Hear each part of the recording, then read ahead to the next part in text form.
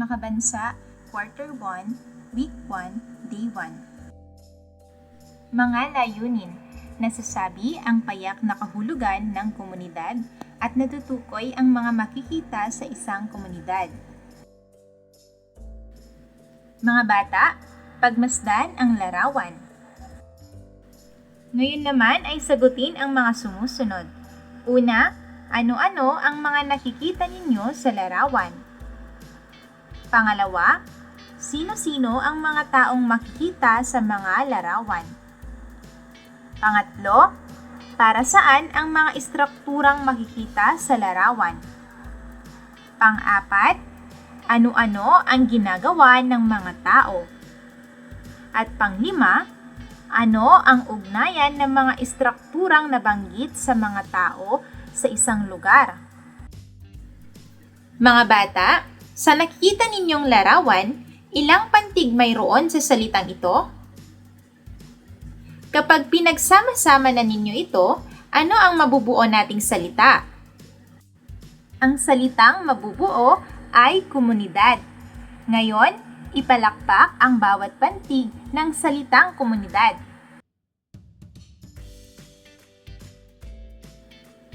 Ang komunidad ay isang grupo ng mga tao na naninirahan o nagkakasama sa isang tiyak na lugar at may magkakaparehong interes, layunin, gawi at pagkakakilanlan. Sa payak na salita, ito ay isang grupo ng mga tao na nagtutulungan at nagkakaroon ng ugnayan upang mapabuti ang kanilang pamumuhay at kapaligiran. Ngayon mga bata, basahin ang tula. Ang tunay na komunidad. Ito'y binubuo ng grupo ng mga tao na naninirahan ng payapa at organisado. May mga tuntunin na dapat sundin. Kaayusan at kapayapaan ay laging mithiin. Sa komunidad, pagsasamahan ang pinakamahalaga upang kaunlaran ay matamasa. Bawat miyembro ay dapat masaya upang ugnayan ay maging matibay, mayabong at payapa. Miyembro'y may pagkakaisa. Komunikasyon ay bukas sa isa't isa. Layunin ay nagkakatugma. Sa pag-unlad ay sama-sama. Organisado ang pamamahala rito. Kasaysayan ay pinahahalagahang totoo. Kultura'y pinagyayaman lagi. Gawaing pansibiko'y aktibo at natatangi. May kaligtasan at kapayapaan. Isinusulong pangangalaga sa kalikasan. Tulong-tulong sa pag-unlad. Ito ang ating komunidad. Batay sa tulang binasa o napakinggan, ano-ano ang mga dapat taglayin ng isang lugar upang ito ay matatawag na tunay na komunidad?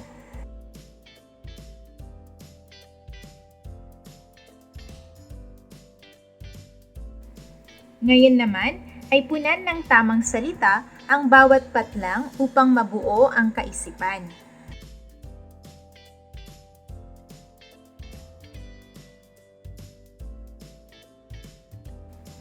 Ngayon naman ay magbabanggit ako ng mga kaisipan ukol sa komunidad.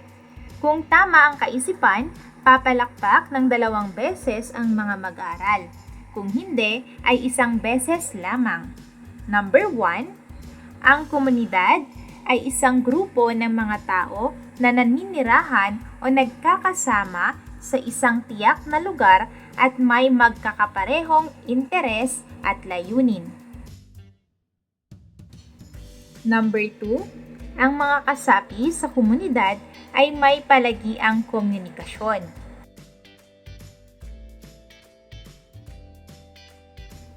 Number 3, organisado ang pamamahala sa komunidad.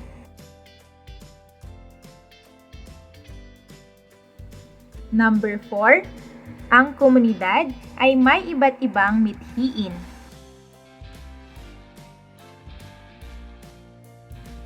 Number 5, magulo ang isang komunidad kung may pagkakaisa ang bawat tao.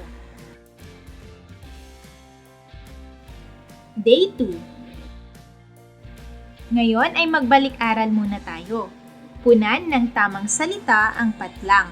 Piliin ang sagot na nasa kahon.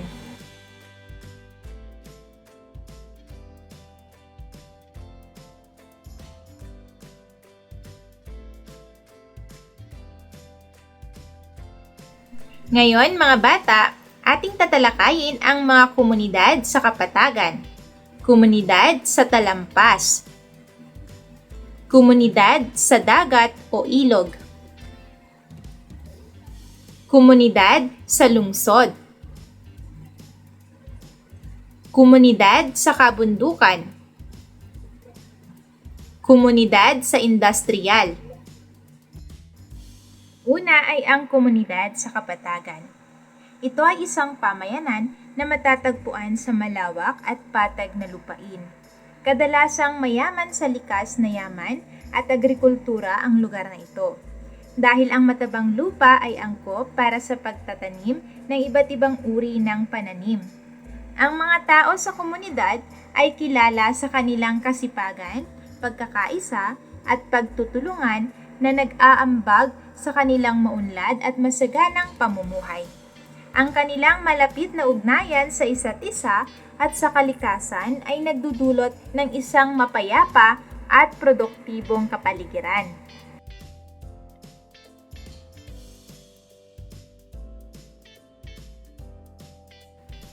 Ang komunidad sa Talampas naman ay isang pamayanan na matatagpuan sa isang mataas at patag na lupain. Dahil sa kanilang lokasyon, ang mga residente dito ay madalas na nakakaranas ng mas malamig na klima kumpara sa mga lugar na nasa Kapatagan. Karaniwang mayroong mga taniman ng gulay, prutas at iba pang mga halaman na angkop sa malamig na panahon. Ang mataas na lugar ay nagbibigay rin ng magandang tanawin na nagiging bahagi ng kanilang kultura at pamumuhay.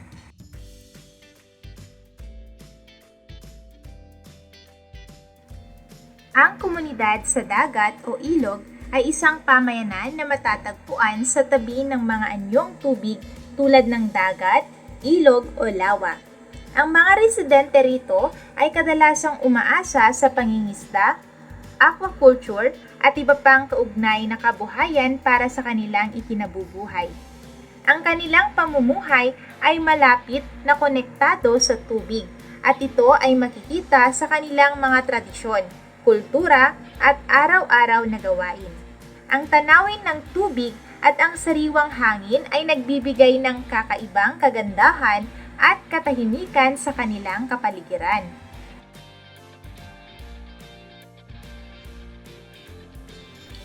Ang komunidad sa lungsod naman ay isang pamayanan na matatagpuan sa isang urbanisadong lugar kung saan matatagpuan ang maraming tao, gusali at mga establishmento. Ang mga residente dito ay karaniwang abala sa iba't ibang uri ng trabaho, negosyo at iba pang mga aktibidad na nauugnay sa modernong pamumuhay. Ang lungsod ay sentro ng komersyo, edukasyon, kalusugan at iba pang mahahalagang serbisyo. Gayunpaman, kalimitan ding nararanasan ang mga issue tulad ng polusyon, traffic at mataas na cost of living.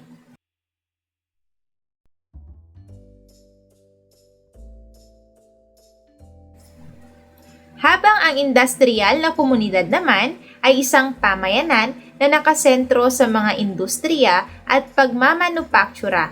Karaniwang matatagpuan ito sa mga lugar na may malalaking pabrika, planta at iba pang mga pasilidad na pang-industriya.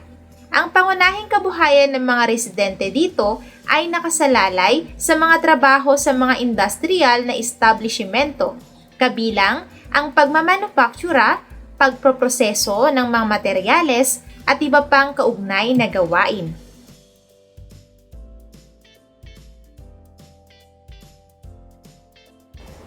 Komunidad sa kabundukan. Binubuo ng mga tao na naninirahan sa bulubunduking lugar. kadalasang malayo sa urbanisadong lugar. Ang kanilang pamumuhay ay madalas umaasa sa agrikultura, pangangaso, at pangangalaga ng kalikasan, habang pinapanatili ang kanilang tradisyonal na kultura at kaugalian. Bagamat limitado ang kanilang akses sa mga modernong pasilidad, ang mga miyembro ng komunidad ay nagtutulungan upang mapanatili ang kaayusan at kagalingan ng kanilang pamumuhay.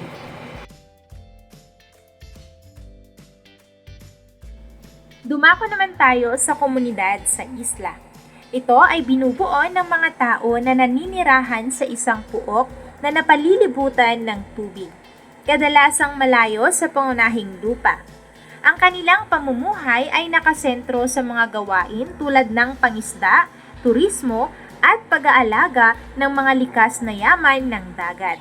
Ang mga miyembro ng komunidad ay nagkakaisa upang pangalagaan ang kanilang kapaligiran at mapanatili ang kanilang mga tradisyon at kultura.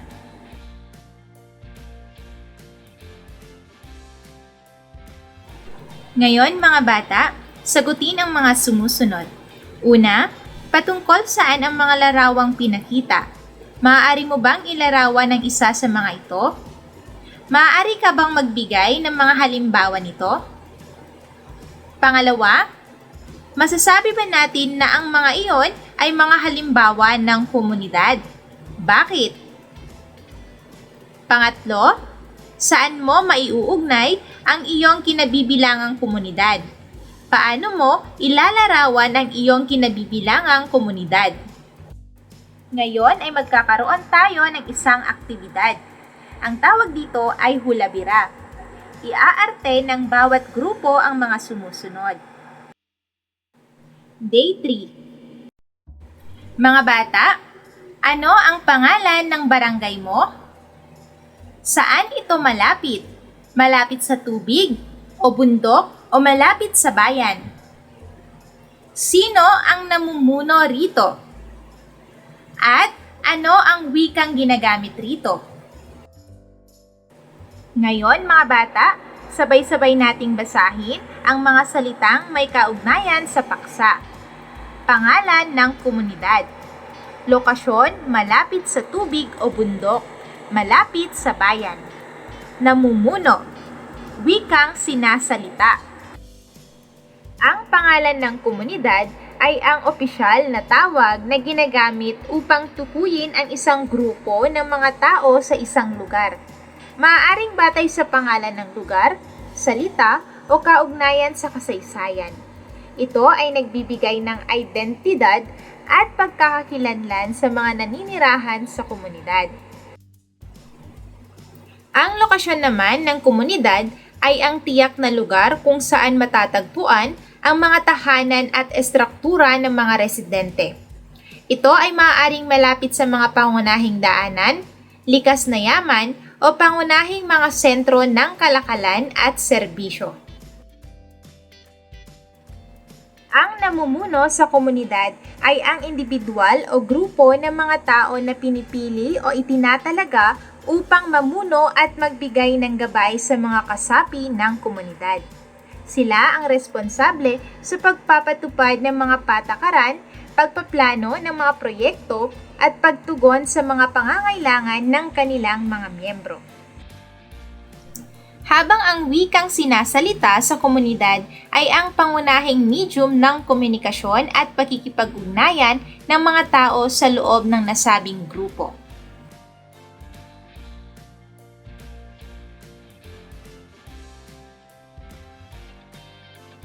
Mga bata, sagutin naman ang mga sumusunod.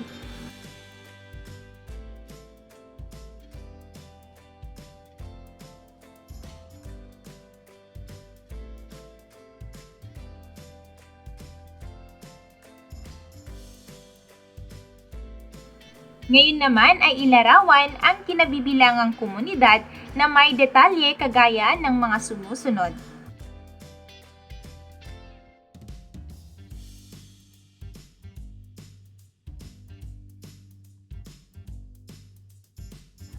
Mga bata, Ano ang pangalan o tawag sa inyong kinabibilangang komunidad o barangay? Saan ito malapit? Sino ang namumuno rito? Kailan ka naging bahagi ng iyong kinabibilangang komunidad? Bakit kinakailangang alam mo ang batayang impormasyon patungkol sa iyong kinabibilangang komunidad? At paano mo maipagmamalaki ang iyong kinabibilangang komunidad? Mga bata, sagutin ang mga sumusunod na mga tanong ukol sa inyong komunidad na kinabibilangan.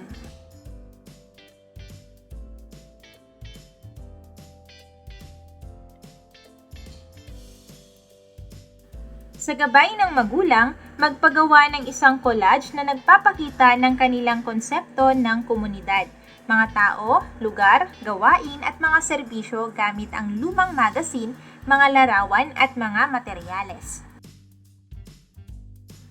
Day 4. Bumuo ng 3 grupo. Ang bawat grupo ay aatasan ng mga salita na nagpapakita ng konsepto ng kahalagahan ng isang komunidad gamit ang kanilang mga katawan. Narito ang mga salita. Ang mga kahalagahan ng komunidad. Pagkakaisa at suporta. Ang komunidad ay nagbubuklod sa mga bahagi o bumubuo nito. Nagbibigay ng pakiramdam ng pagiging bahagi ng isang grupo. Seguridad at kaligtasan. Ang komunidad ay naglalaan ng proteksyon at seguridad para sa mga bahagi o bumubuo nito. Pagbabahagi ng kaalaman at mapagkukunan. Nagpapalitan ng kaalaman at kasanayan ang mga bahagi o bumubuo nito. Tumutulong sa personal at pangkabuhayang pag-unlad. Pagpapalaganap ng kultura at tradisyon. Ang komunidad ay nagpapanatili at nagpapalaganap ng lokal na kultura at tradisyon. Ngayon ay hatiin ang klase sa 3 at ipatukoy sa bawat grupo ang kahalagahan ng komunidad na nabanggit sa usapan.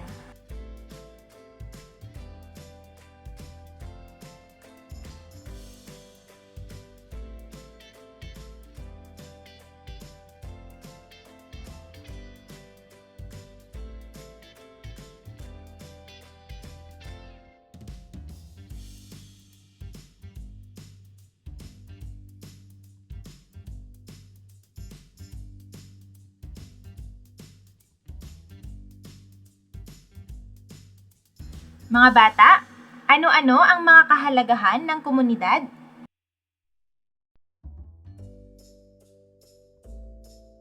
Ngayon narito ang isang gawain. Ikonekta ang pagsasalarawan sa tamang larawan na tinutukoy nito.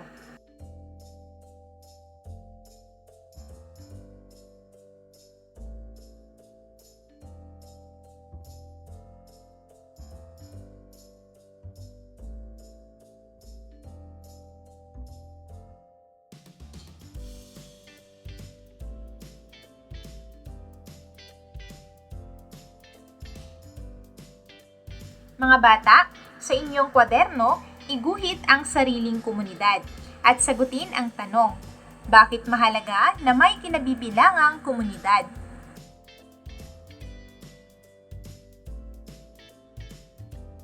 Ngayon naman ay punan ng tamang salita ang bawat patlang upang mabuo ang isang kaisipan ukol sa tinatalakay na paksa. Piliin ang sagot sa kahon.